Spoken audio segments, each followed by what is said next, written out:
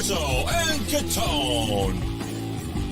Well, listen, Mark, hold on. When I say, would you have caffeine today? What the hell is that up to? Presented by Special Sauce Podcast, Studio 42 Design, and Corso Law Group. Now for the real deal New England feel, Corso and Catone.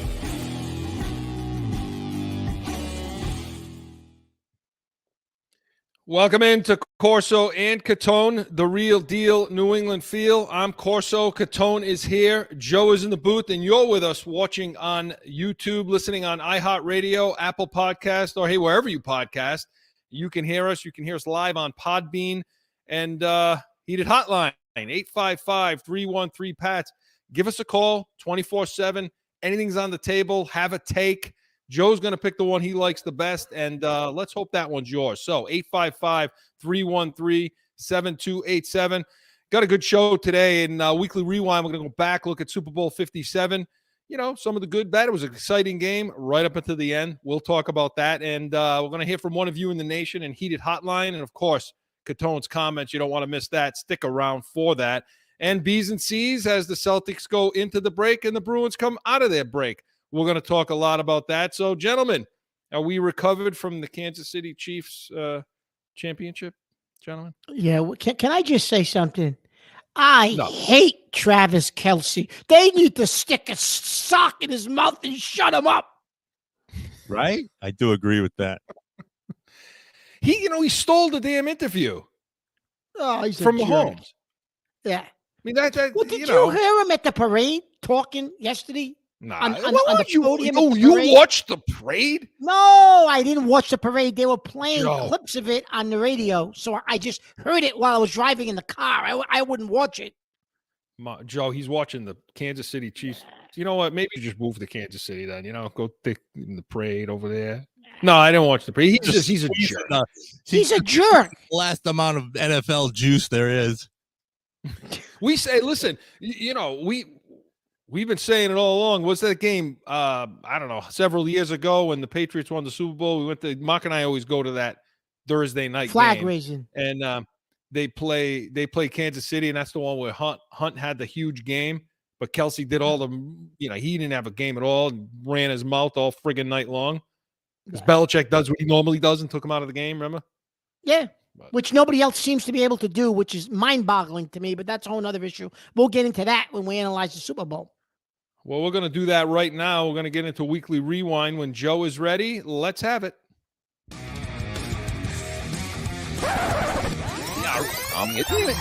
Going back through the week. About a Weekly Rewind.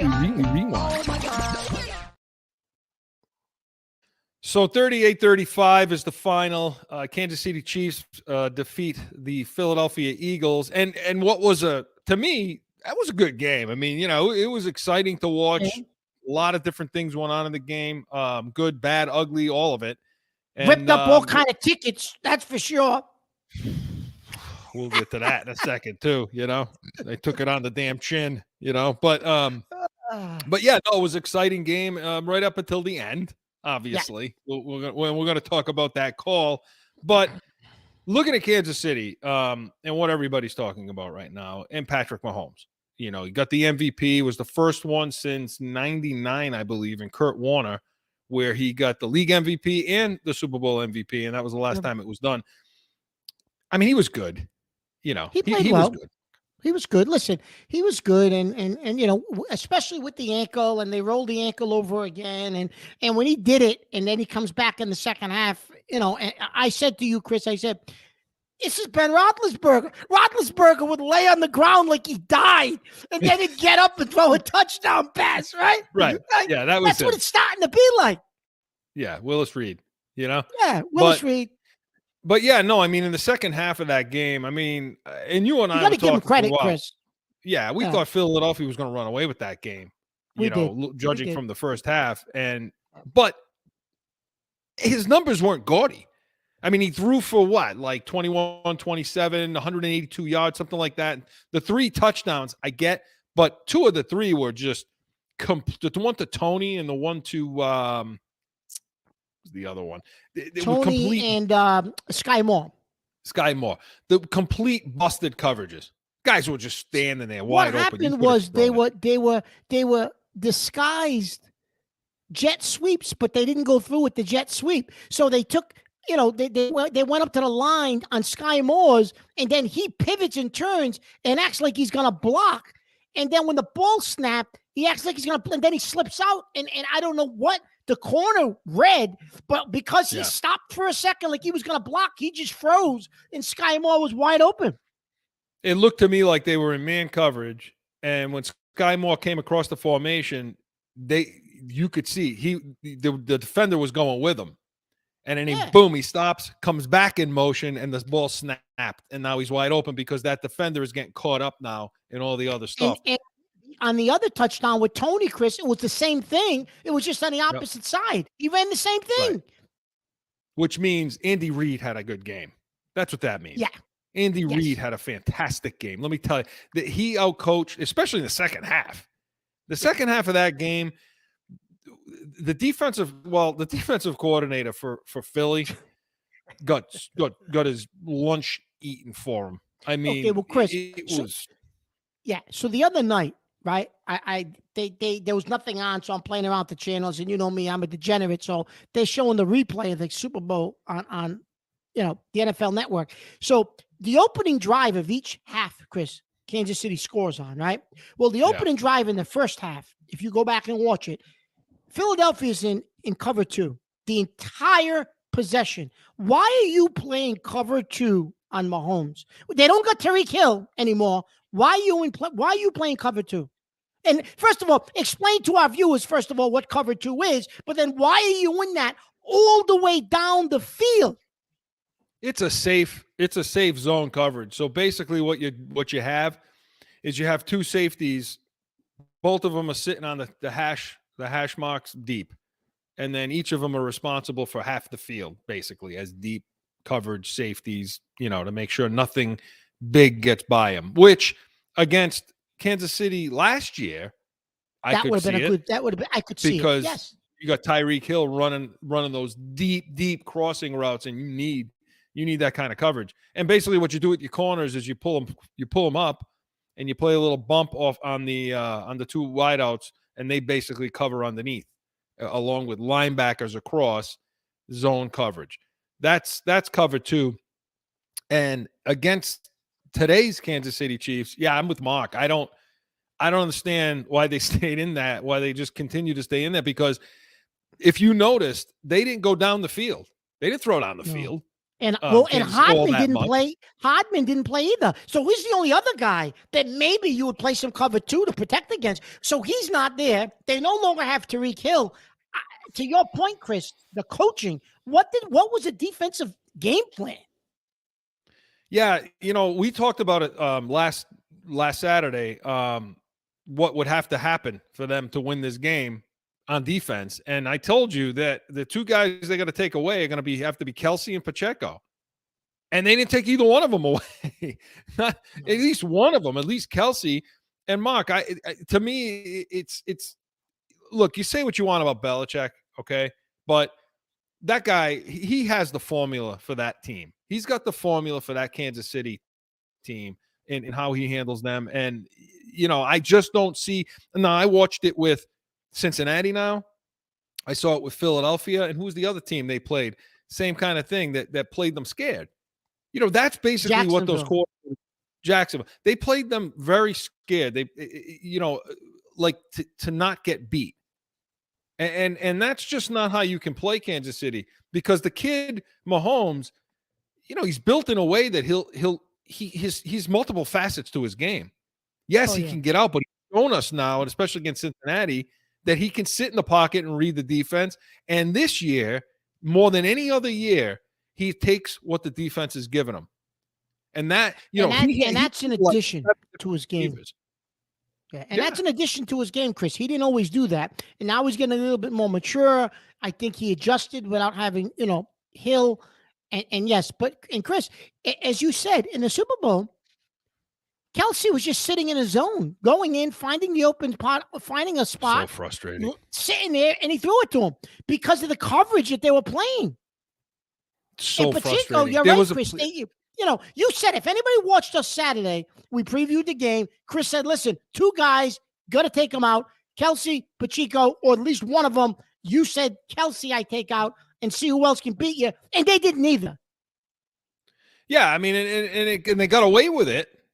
They got away with it for the most part in the first half. And people are looking at, Hurts to take the ball off his knee. That's not. Look, the defense. You allow 24 points in the second half of that game, Philly. You deserve to lose. Look. Here's the thing. They ran a play. It was 3, and you and I were on the phone for this one. It was 3-by-1, so it was a spread look. Three receivers to one side, 1 receiver to the other. Now how you number them from the outside in, right? 1, 2, 3. So the 3rd receiver in next to the line of scrimmage is Kelsey, and that's what Andy Reid does. He puts him by formation. He gets him open. Yeah. He puts people in motion. He drags guys away from him and things like that. Chris, wasn't there literally nobody in front of him? He just got free off the line. So to begin, they get to the line, and I'll try to do this quickly. Their defensive end, they're Reddick, right? They're rusher, yep. They're edge rusher. Yep. Okay, so he's kind of head up on him. That's how close to the tackle Kelsey was. He's head up on him, and now you see him start to inch to that wide 9 technique to come rushing to Mahomes. Okay, so you see him inch towards the line of scrimmage, inch towards the interior. Now Kelsey standing there with nobody over him. Nobody. So it's not like a safety kind of came down and a little linebacker was going to shift over and get heads up on him. Now, Chris, was somebody supposed to do that? I don't think so. And they just missed assignment? No, I don't think so. I think that was the defense. And I said it to you. I said, this ball's going to Kelsey right now. He's just going to, he ran 5 yards. It was like 3rd and 8. He put out 5-6 yards, turned, and the ball was at him. Mahomes read it. I mean, high school kids could read that. And so to me, when I looked at it, Mark, and I don't mean to be long-winded about this, but you asked me what the hell happened to them on defense. And the bottom line is you go 0. This is if I was defending that team, and I could be dead wrong. What the hell do I know? I'm sitting here with you talking on this thing, I go 0 look, which means I bring everybody up to the line of scrimmage on defense. I put everybody in a gap. I get two linebackers on the edge, a defensive end, whatever it is. I take my defensive backs and I play man. Okay, everybody man up on somebody. Okay, and I take the 1 safety, Mark. I maybe bring nickel out on the field, and I bring 5 defensive backs. I man up on all of them, and I take 2 guys, and I get man coverage on Kelsey. That's it. Yeah. One guy's going to jam him at the line, and the other guy's going to come right down on his top shoulder, right down on that upfield shoulder where they can just stay with him. Okay? And now pressure's coming from different places to contain him and also to contain Mahomes and also to make him get rid of the ball quickly. And now you don't have Kelsey sitting in that little zone, going through the lanes of the zone, and Mahomes is kind of just throwing it through a lane. And Kelsey's easy. It's easy pitch and catch. You do that stuff. That's the stuff Patriots did to them. You do that stuff against them. Chris, I find it hard to believe that nobody else is doing that because, in other words, like you mentioned. Because I'm so dumb and these people are professionals. I'm with you, man. You're not dumb. You should be on somebody's staff. Yeah, but listen, Chris, you mentioned the fact that Reid puts him in different formations to get Kelsey free releases. Okay, so the Eagles. The one thing I noticed, and I told you this when we were on the phone during the game, the Eagles stay, Chris, with that 4-man front and don't deviate from it. They just kept rushing those 4 guys. They rotate in guys to keep the front of 4 guys fresh. They got depth there, but that's all they do. There's no disguising blitzes. There's no creative packages bringing pressure. None of that, Chris. They just rushed the 4 guys, and Mahomes figured that the offensive line held up. Listen, they had over 70 sacks playing that. They set the record during the regular season. So, yes, they're good at it. But I got to give the Chiefs, Joe Tooney, and that line credit, Chris. They held firm. They figured out how to protect him. And Philly did nothing different. How do you not adjust at some point and say, okay, this isn't working. He's just picking us apart underneath. We got to do something else. He didn't. The DC. Watching Philly all season long, I agree with you to a point.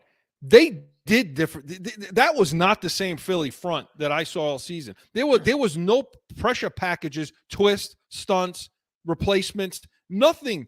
Wide nines, angles. There was none of that going on. What they basically did, Mark, was they nullified their 2 wide pass rushers by making them just try to contain Mahomes, and then try to get some fresh push up the middle with the 2 interior linemen.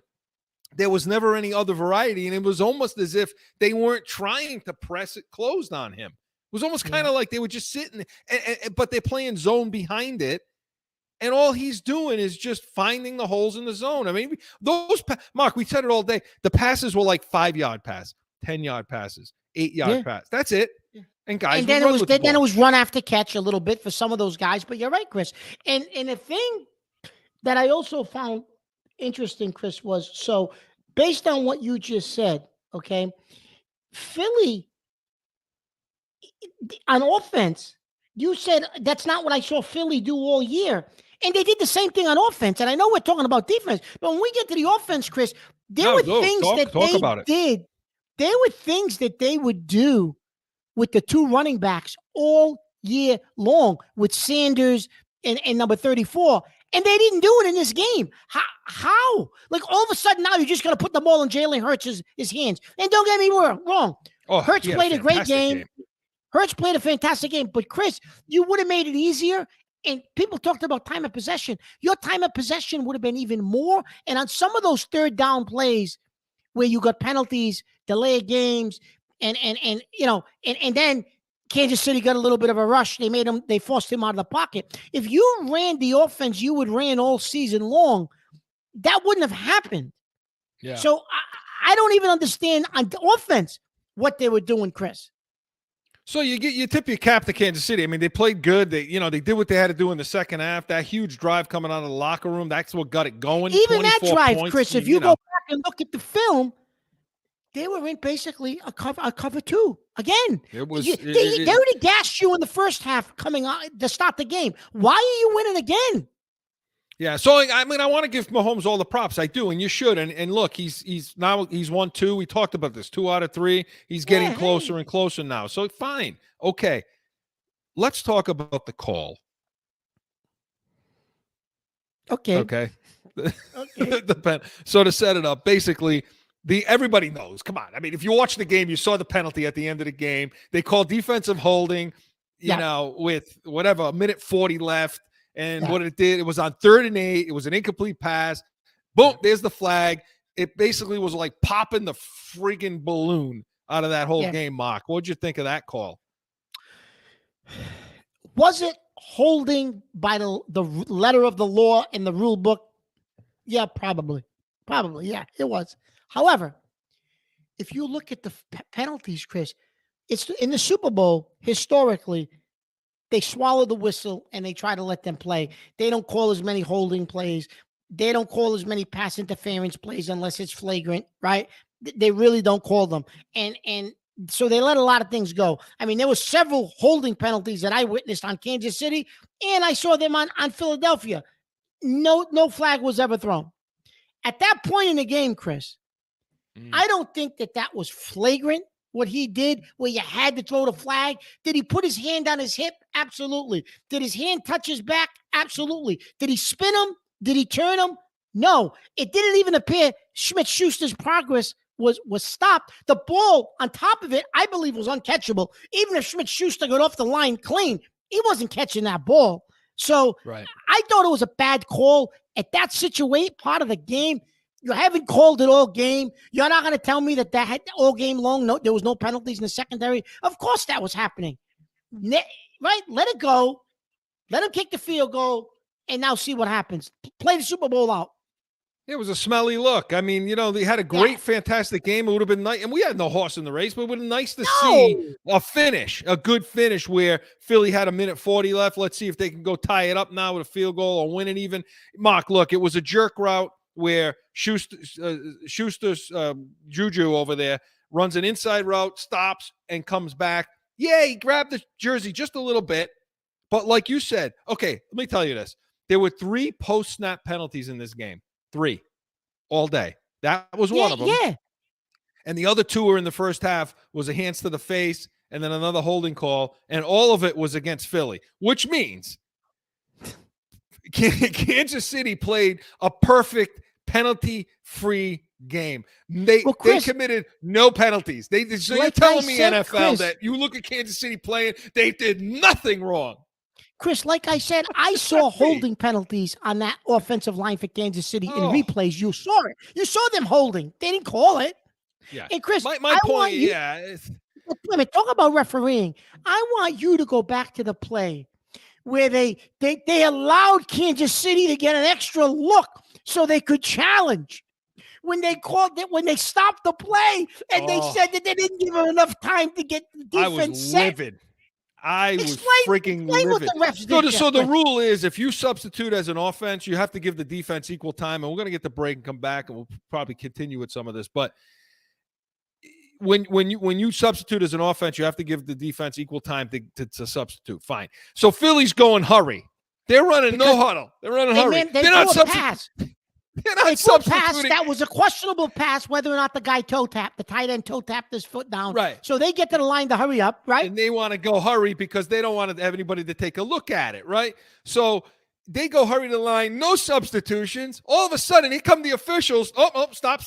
Wait a minute. Wait. Meanwhile, replay.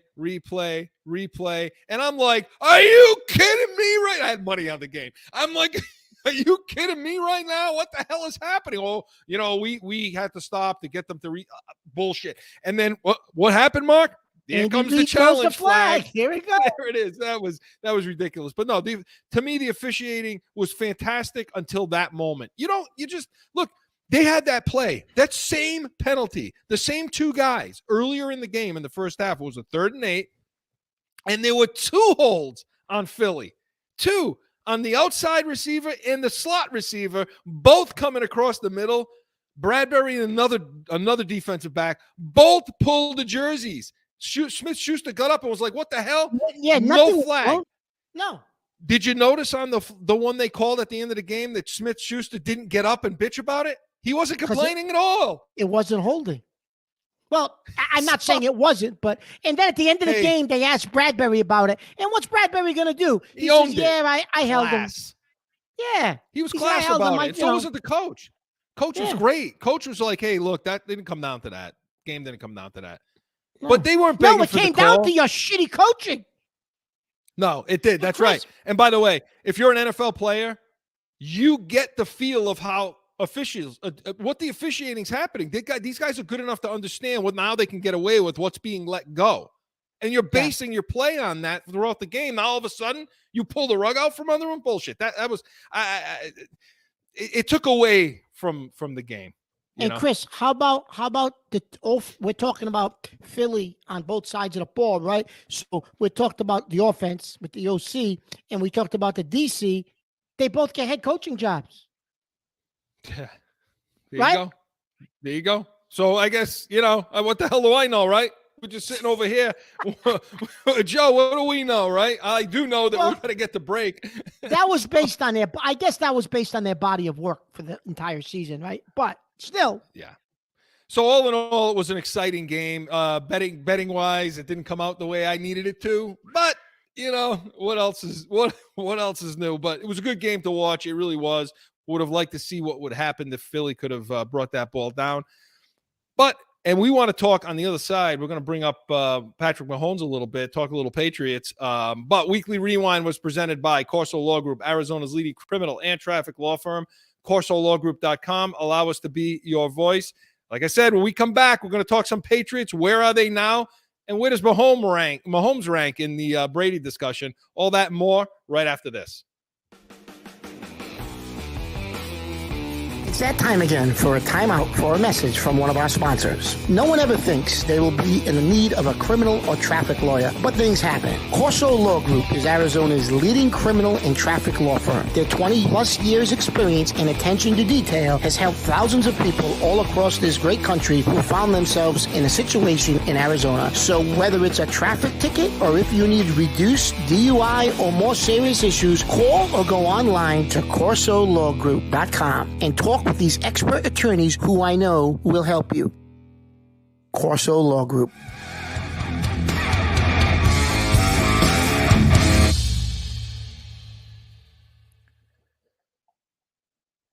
Back in with more Corso and Catone, the real deal, New England Field. And listen, want to hear from one of you right now in Heated Hotline. Joe, are we ready for that?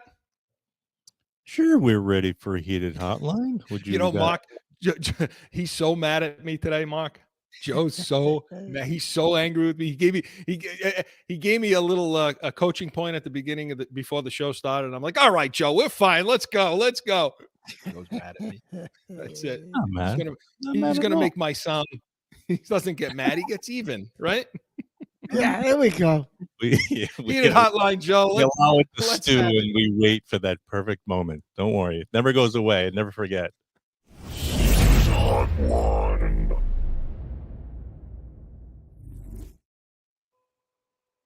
Hi, you guys. My name is Jen. I'm calling from Cranston.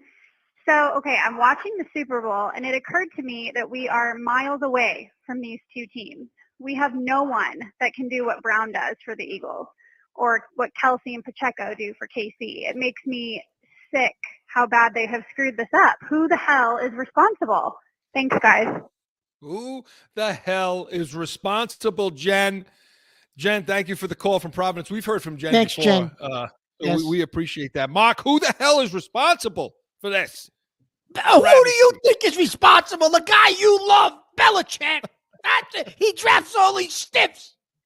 You know, he's going to link me to that. I think to the end of time, Joe. It's going to be my guy. Yeah, I deserve it. See, I deserve everything today. So, no, listen, Jen, you make a great point. I like him. He says, I like him. And continuing with that conversation we just had about Mahomes now. You know, we broke down that game. But where are we with this? Well, okay. Well, Chris, I think it's more not even Mahomes. It's first. It's Hurts. Look at Hurts. Is Hurts that much better than Mac Jones? Yeah, that's a great point. I mean, that's your better comparison because that's the better comparison, right? Mahomes is a special talent. He's the best in the league right now, so and he's figured out how to do it with all different ways. You know? Do you really think Hurts is that much better than Mac Jones, Chris, or is it because of what they surrounded him with? No, I don't. I think he's more athletic. I mean, obviously, he plays a different type of game, you know, different type of style. But no, I mean, I think given the same kind of talent, I think Mac Jones could have similar success. Now, you know, can he win a Super Bowl with A.J. Brown and Smith and, you know, the backs we have now? I don't know. But neither could Hurts before he got this talent, right? Nobody was putting Hurts at the top of the list. And the caller mentions Kelsey, and she mentions Pacheco. Yeah. Right, Pacheco, and she mentions a few other people. Well, do we have that talent?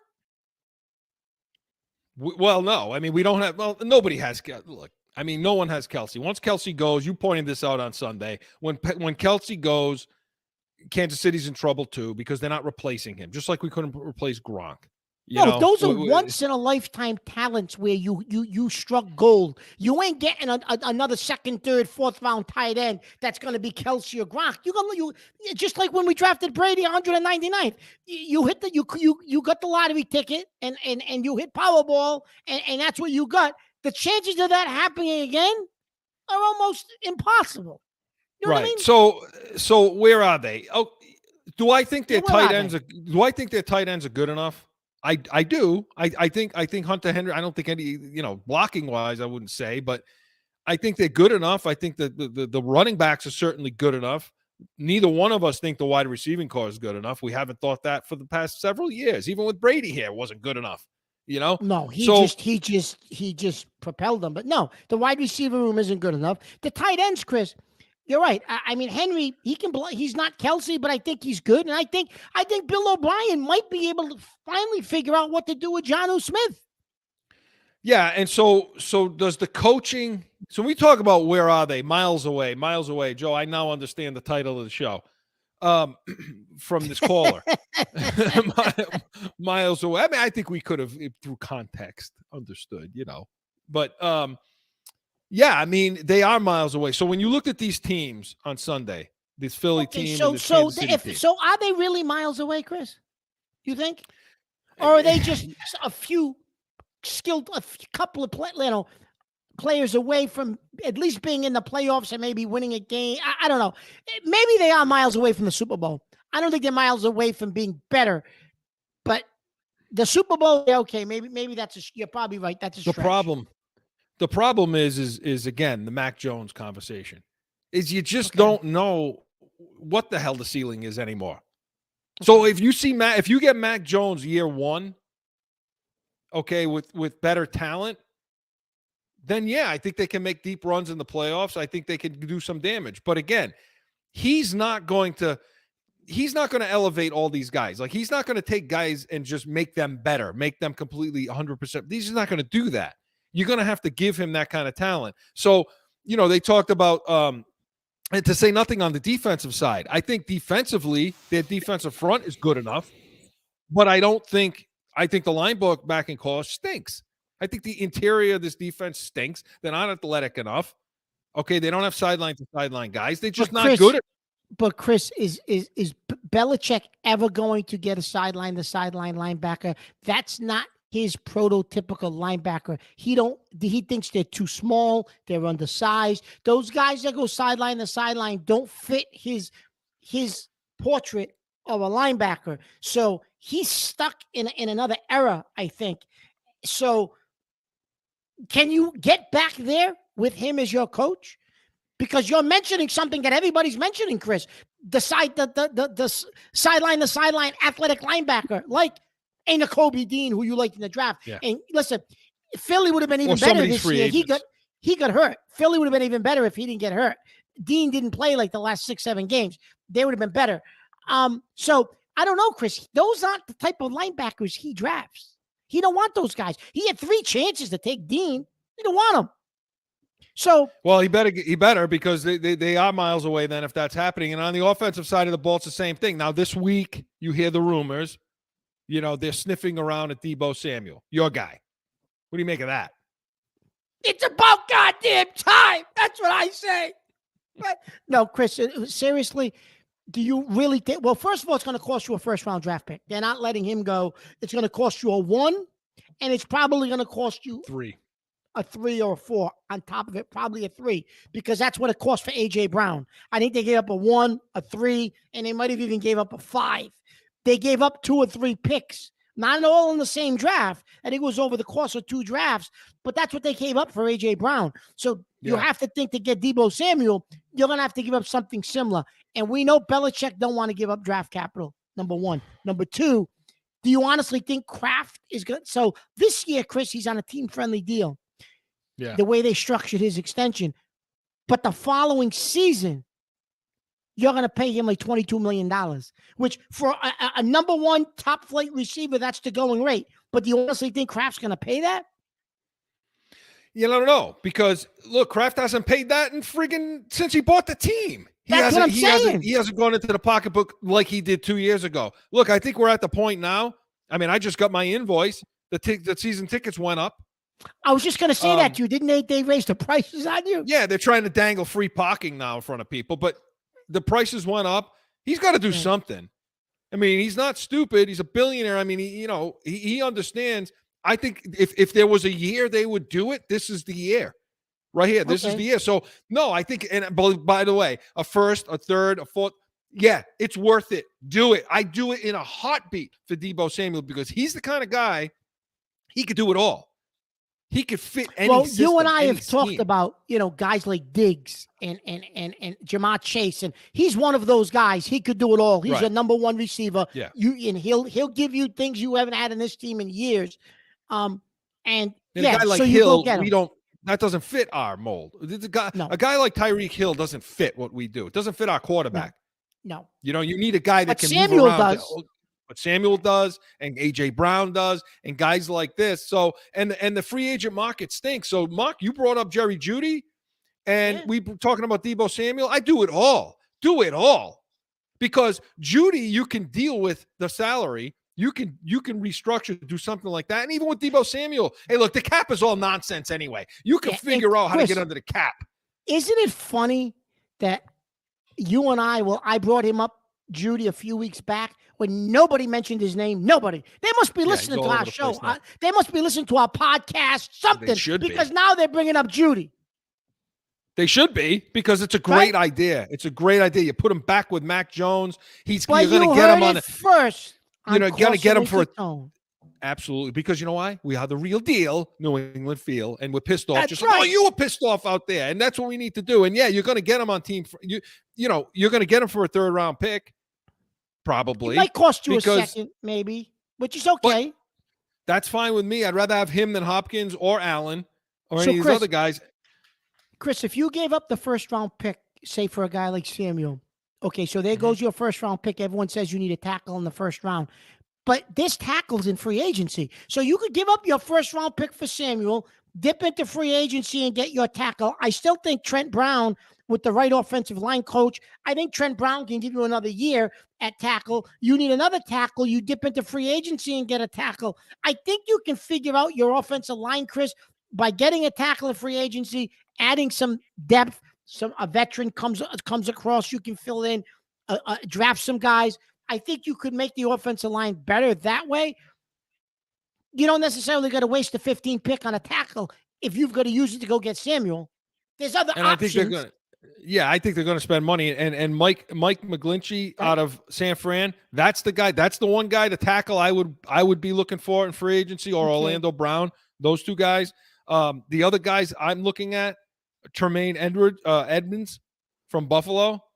Go get him at linebacker. Put him in the middle of that field. Go get Levante David guy, Belichick, from Tampa Bay. What size is he, Chris? I have to look it up. Guy? I don't know the size. You got to look it up, because those guys he don't like. I'm sure he's an extra large, or somewhere around there. There we go. I know, but again, he may not like him. Okay, but you have to have him. A guy like David, you liked in Tampa, Mark. Levante David, the middle linebacker, right? You thought he could be a good fit, didn't you? I did, but he's going to cost you.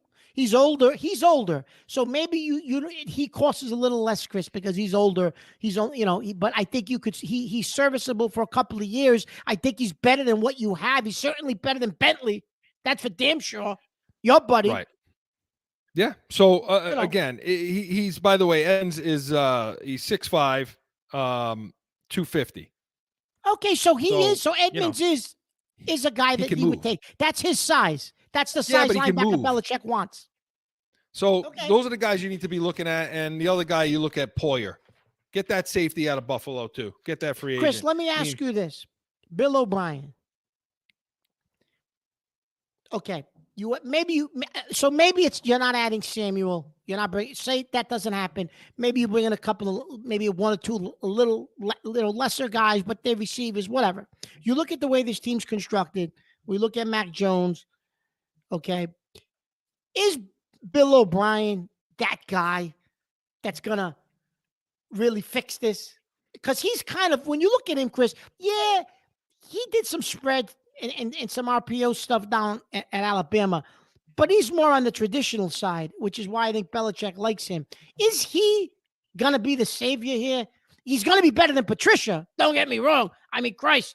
But, my dog could pick the plays better just by sticking his paw on his friggin' sheet. Better than Patricia. But is O'Brien the savior?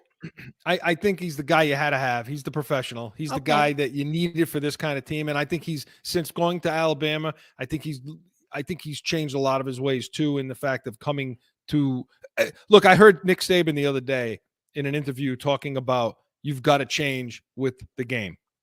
You've got to change with the game. It's what we've done, he said. And so I have to believe that O'Brien's doing the same thing. He's the guy you needed to have. So we'll see. I don't know if they're going to get there with Bill like you either. I fear that they're just going to keep him around to break the record. In the meantime, we have to suffer, right, Mark? Well, yeah. Well, that's what Tommy Curran, who I respect Curran, and I think Curran does have an in, and when he gets information, it's usually pretty accurate. He's saying that basically there is that agreement between Kraft and Belichick. You can stay for 2 years to break the record, and then you're gone, and Bill's going to go. And that's why Jared Mayo refused to go on head coaching interviews, because that so-called wink was, it's not when he goes, it's he's going at the end of that year once he breaks the record. So you got to sit for 2 and you're the head coach. It's not like McDaniels. I don't think McDaniels ever had, yes, it's definitely this year.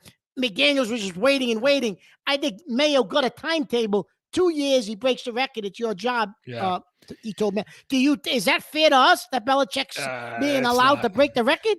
It's not. It's disappointing. So stick around. We're going to be talking about this in the next several weeks and see what free agency does and what we like and who we like. So, Jen, thank you for the call. Heated Hotline was presented by Special Sauce Podcast. What's your special sauce? SpecialSaucePodcast.com. Hey, when we come back, buckle up. Catone's Comments is next.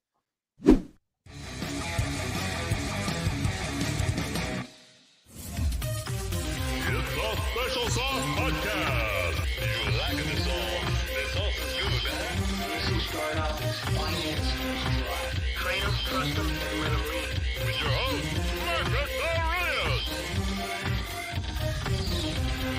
Tune in to Special Sauce Podcast, wherever you podcast. What's your special sauce? Time for Catone's Comments!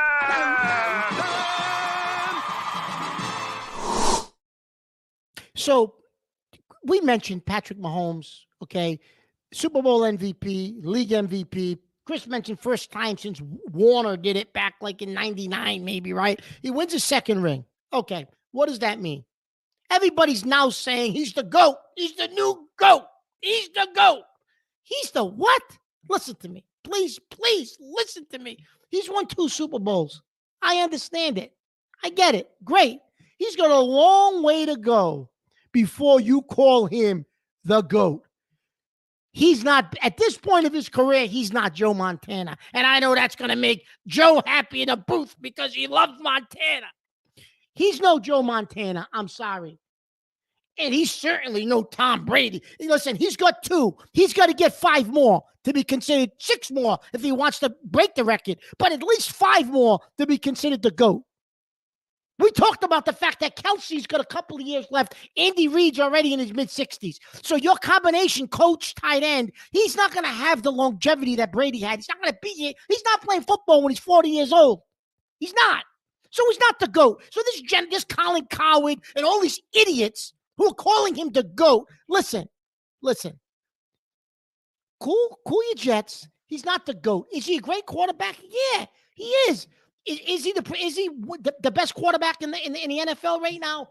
Yes, he is. He can do a lot of different things, but it's a far cry from where he is now to being number 12. Because don't forget, number 12 went into Arrowhead at 40-something years old, 42, I think at the time, and beat him, schooled him. He went to a Super Bowl and schooled him. In his 40s, he beat the kid. So I don't want to hear he's the GOAT when you couldn't beat a guy in his 40s. So I don't want to hear that nonsense. I don't want to hear it. The other thing that people are talking about, as we're going to stay on this GOAT topic, is just recently LeBron James breaks Kareem Abdul-Jabbar's scoring record. So he's the number 1 scorer in the NBA. Hey, great. Good for him. Great accomplishment. Is LeBron James a great player? Absolutely. Is he probably a top 5 player in the NBA? Absolutely. People are saying he's the GOAT. Listen, there's one GOAT in basketball. It's number 23. And I know Chris loves LeBron James. He's trying to tell me one day, Chris is saying, oh, he's better than Jordan. He's better than Jordan, my ass. He's better than Jordan. Wake the hell up. Anybody that thinks that LeBron James is better than Jordan, because you don't know anything about basketball. That's for damn sure. First of all, LeBron James, for the last 8 or 9 years of his career, has basically been a point forward. That's what he's been. Whoever the point guard's been on this team, it don't matter. He's been a point forward, okay? And that's why Kyrie Irving wanted away from him when he was originally with him in Cleveland. Now, all of a sudden, no one else wants Kyrie. Kyrie may end up back in L.A., but with him. But he's basically become a point forward, okay? He takes control of the ball. He runs it. He does whatever, runs the offense, whatever it is that he does. He doesn't play the same position as Jordan. So to make the comparison anyways is almost impossible. Jordan was a scorer and a defender. People forget he was one of the best defenders in basketball. He was on the all-defensive team year after year after year. But he was a scorer. He was unstoppable in a league that had different rules. It wasn't designed for you to be a scorer, and he scored. LeBron James is a crybaby. Oh, he's touched my wrist. He's fallen on the ground. He's 260 pounds. He's on the ground because somebody tapped him in the wrist. Are you kidding me? Give him a goddamn towel like a baby and wrap him up and put him on the bench. You know, I don't want to hear LeBron James is the GOAT. He's not the GOAT. There's one GOAT in basketball. It's Michael Jordan. And that's it, period. And if you ask the players around the league, the real players, not this new generation who never saw Jordan play. I saw Jordan play. I saw Jordan play for North Carolina. I watched it in 1982 when he hit the shot from the corner against Georgetown and Patrick Ewing's freshman year. And by the way, Eric Sleepy Floyd was the guard with John Duran for Georgetown. Yeah, I remember those guys. Not like these jabronis. They don't know anything about anything. They just look at, oh, it's LeBron James, because that's all they know. They don't know anything else. It's Jordan and it's Brady. End of story. Anybody who thinks differently, you're embarrassing yourself. Did you just say that I told you that? Yeah, LeBron's on the show, Jordan? Joe's going to pull the tapes. Joe's going to pull the tapes on the show. I'm going to have to hear that. I'm going to pull the tapes. Because there's no way that I think there was never a better basketball player than. In fact, I think personally it's Jordan and then Russell, then LeBron. Yeah. All right. Yeah. You know, we didn't say this last time. Russell has actually the most wins of any person on earth. Yeah. Of all like types of trophies and wins. Imagine. He's got the most. Gold medalists, all of them. That's him. Everything. So I also, no, Mark, I want to say this though, Mark, on your point. What is it with calling KC a dynasty? I thought you had to win at least 4 Super Bowls to start calling any club a dynasty. Why they already starting to call them that? I don't understand. Chris, what do you think? Yeah, look, you're right. You're right. There's nobody better than 23. That's it. I mean, that's it. That's it. And there's nobody better than number 12. Period. No. That's it. Come on. Listen, could Mahomes be there someday? Maybe. Not now. Look, here's how you have to look at it. Okay. You want to talk about Colin Cowherd? This is all you got to do. Call Kurt Show and say this to him. When you say number 12, you know who we're talking about, don't you? Yeah. When you say number 23, you know who we're talking about, don't you? When you say number 15, do you know who we're talking about? That's a good one. Wow. That's a good one, Chris. Not really. So that's a good one. To me, it's that's it. Bottom line. Mark, good stuff. You're right. You're 1,000% right. It's pissing you off, and it should piss you off, and it should piss everybody off in New England because we're New England fans. That's what we do. That's what we are. So, Catone's Comments was presented by CORSO Law Group, Arizona's leading criminal and traffic law firm. CORSOLawGroup.com. Allow us to be your voice. Hey, when we come back, getting it into B's and C's, we want to talk about Celtics getting the break, Bruins coming out of break. Let's get to it right after this. It's that time again for a timeout for a message from one of our sponsors. No one ever thinks they will be in the need of a criminal or traffic lawyer, but things happen. CORSO Law Group is Arizona's leading criminal and traffic law firm. Their 20-plus years experience and attention to detail has helped thousands of people all across this great country who found themselves in a situation in Arizona. So whether it's a traffic ticket or if you need reduced DUI or more serious issues, call or go online to CORSOLawGroup.com and talk with these expert attorneys who I know will help you. Corso Law Group.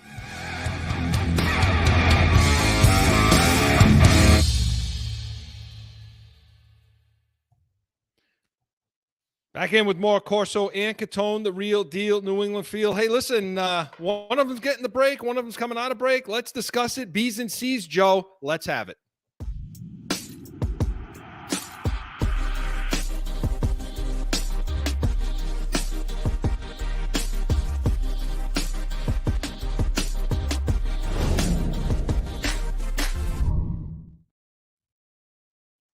So listen, let's talk Celtics first.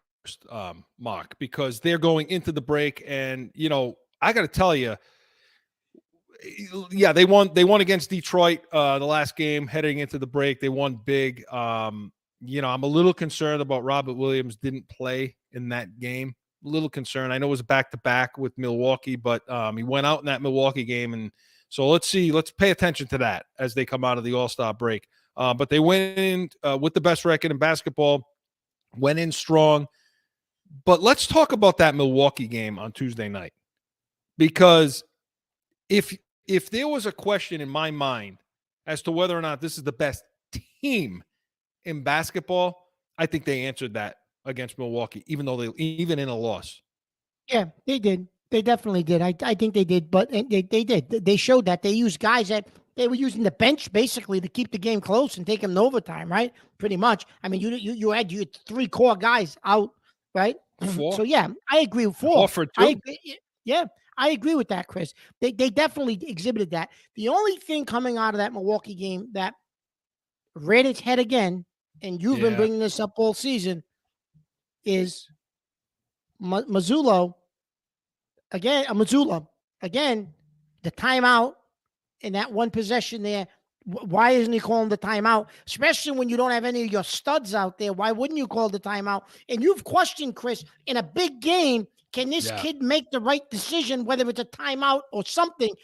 That's my only thing I'm a little afraid of with him and with this team. But as far as them, the players, I think they got the best team in the league.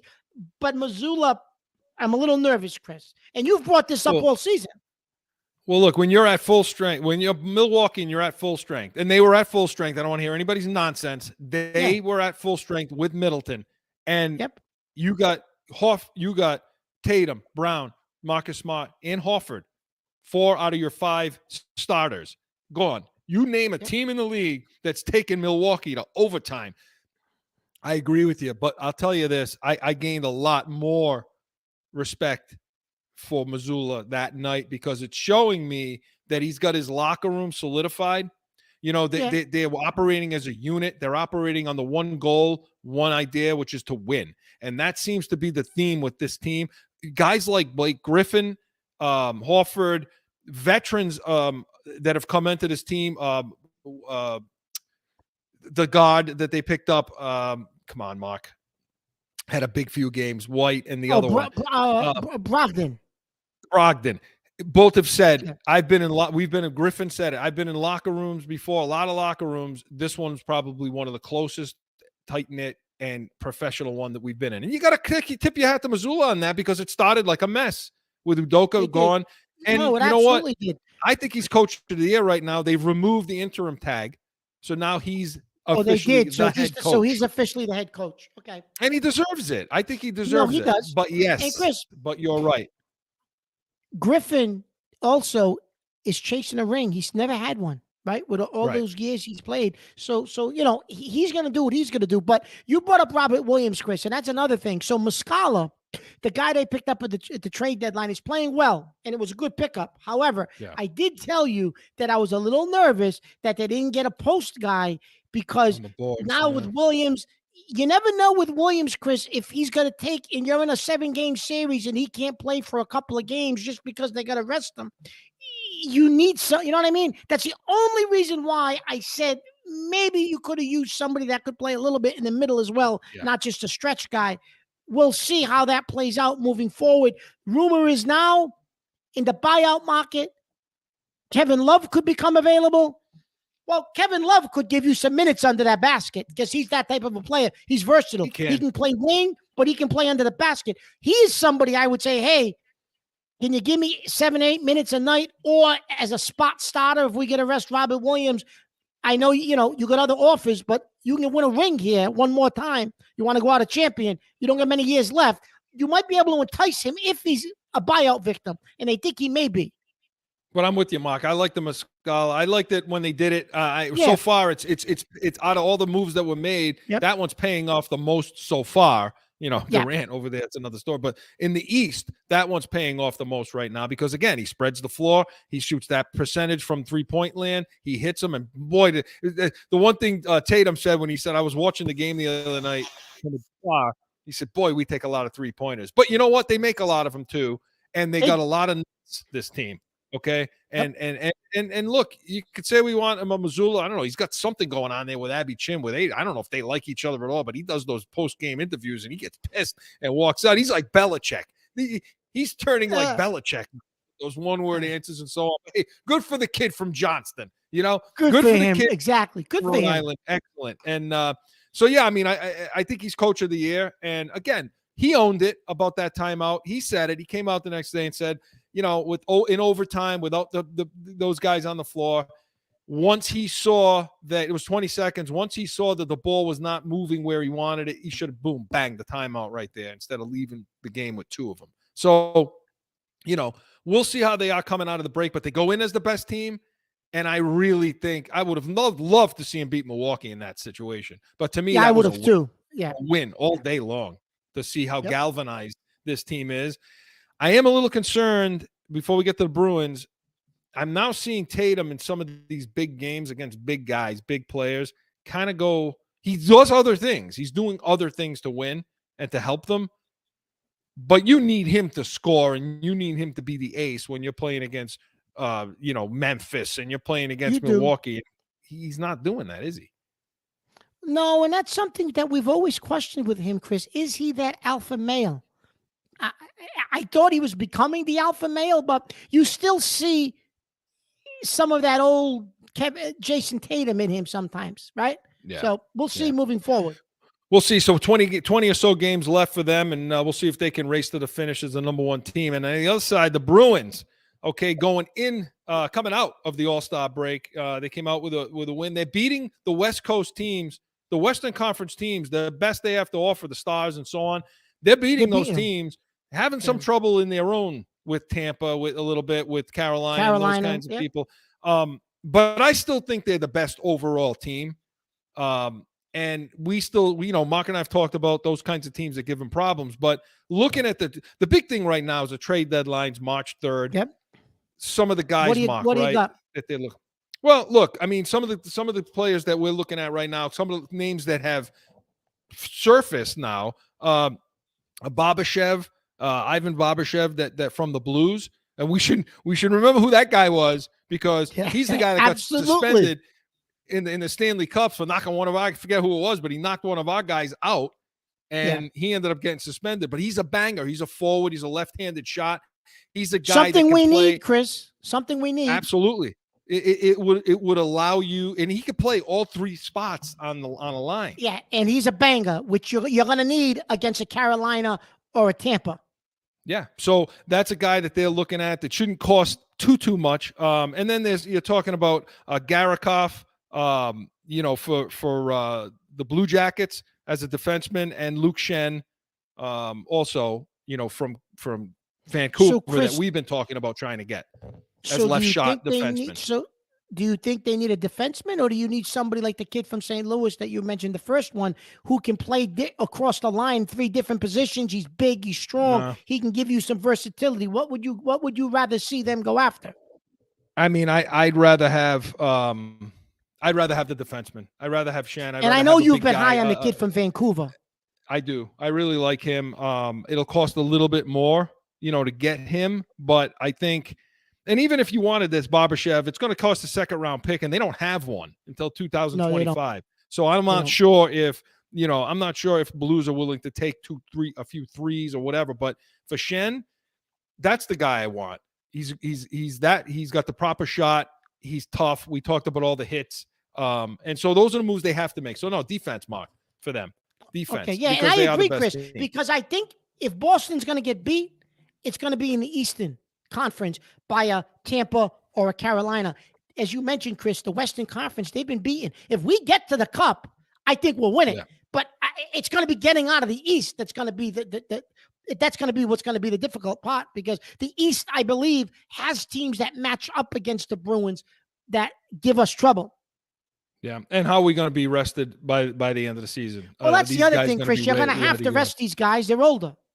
Because they can't afford the injuries, and they're No. going to need the Brusque back too. They need the Brusque back to be able to get Pasternak down on the line, the second line, and put the Brusque back up with Marchand and Bergeron, and allow Krejci and Pasternak to play together on that second line. I think that's the best combination that they have. So we'll see. Stay tuned. We're going to be talking about this over the next several weeks, and as we get into the stretch and coming to the trade deadline. Corso and Catone was presented by Special Sauce Podcast.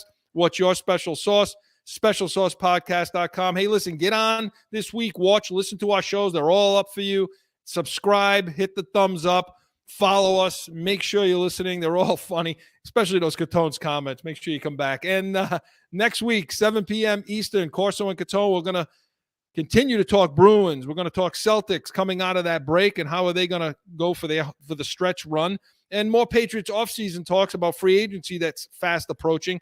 Catone's comments and your heated hotline calls. Make sure you give us a call. Anything you bring to the table, we will be ready for. We are Corso and Catone, the real deal, New England feel. See you next Saturday. Find Corso and Catone on iHeartRadio, iTunes, or wherever you podcast. And subscribe to the YouTube channel, Corso and Catone, and catch the chaos at 7 p.m. on Saturday.